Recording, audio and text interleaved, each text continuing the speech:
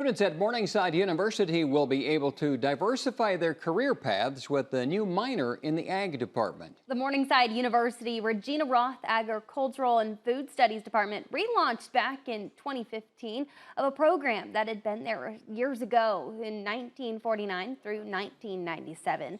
This program continues to grow with an animal science minor being added in the fall of 2024. It started with about 9 students the first semester in 2015 and has now grown to nearly 75 students this year. But the vast majority of our students stay in the region. They go back to family farming operations, they go to the agronomy field, they work for banks and in the ag finance world, but they also go into the animal science sector. And that's one of the reasons why we're taking a look at animal science today here at Morningside and bringing that back, kind of back to the roots of where we started. A minor like this helps prepare students for real-world experience they get during their externship, a 7-month experience in the interest of their choice that was already being offered through the program.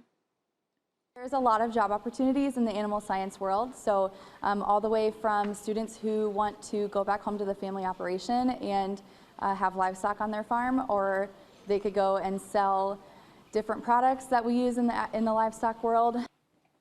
This program pairs agricultural science classes with communications courses to prepare the students for advocates for agriculture and address complex issues in the public.